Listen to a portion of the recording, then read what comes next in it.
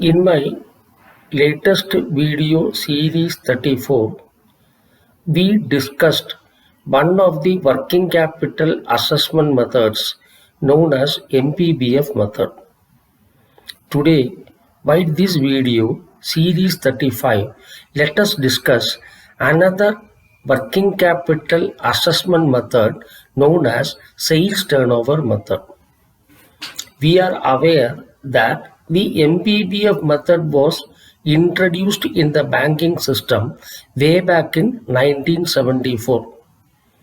One of the conditions which need to be satisfied for availing the working capital finance using MPBF method was stipulation of minimum margin. In method 1, the business is expected to bring in a minimum margin of 25% of the working capital gap, and in method 2, the minimum margin to be brought in is 25% of the total current assets.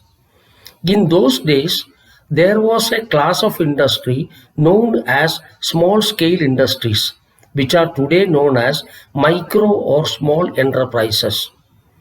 The contribution of the SSI sector to the economy by way of GDP growth was enormous.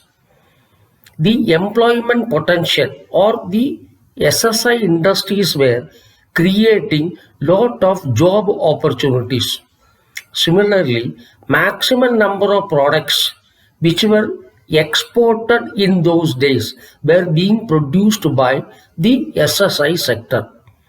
But the problem which the SSI sector was facing was low capital base and their inability to access finance from the banking system.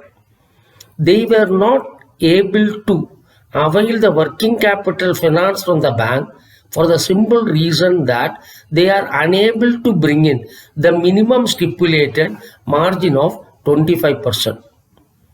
So there were a lot of representations from this SSI sector to the central government and to the Reserve Bank of India. So the Reserve Bank of India in 1991 appointed a committee called as P.R. Nayak Committee. The reference to this committee was to find out whether the MPBF method of assessing working capital finance results in the SSI sector not able to access finance from the banking system, and if so, suggest a simpler method of assessing working capital finance exclusively for the SSI sector. Nayak Committee has submitted its recommendations in the year 1992, and based on the recommendations, RBI introduced what is known as sales turnover method for assessing the working capital finance requirement of SSI sector. The recommendations were based on two things. One, the Nayak Committee has found that the average working capital cycle of an SSI sector is 3 months. He also found out that the investment in current assets of such industries is almost equal to 25% of their sales.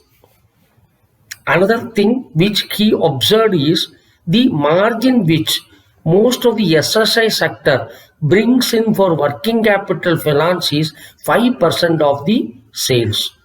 So based on these findings, Nayak Committee has recommended that the gross working capital requirement of an SSI sector is equal to 25% of the projected sales.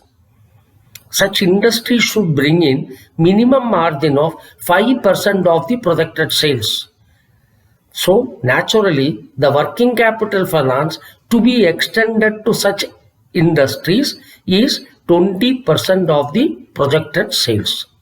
I shall explain this with an example. Suppose a SSI industry is projecting a sales turnover of 100 lakhs. His investment in the current asset, which is known as the gross working capital, will be 25% of the projected sales, which is 25% of 100, which is equal to 25 lakhs. the industry has to bring in a minimum margin of 5% of the projected sales, which means the business has to bring in 5 lakhs as margin, and the eligible finance will be 20% of the projected sales, which is 20 lakhs. If there are some SSI industries who can bring in more than this margin, the additional margin which is brought in should be deducted for the purpose of arriving at the working capital finance. If the net working capital or the margin for working capital is less than the minimum 5% of the projected sales, bank should sanction minimum 20% of the projected sales as working capital finance and regulate the drawings from the account with the help of stock and book debt statement. So naturally, the sales turnover method, which is introduced exclusively for the SSI sector, have benefited the SSI sector in a big way. In case you have understood this and liked this video, press the like button and subscribe to this channel. Thank you very much.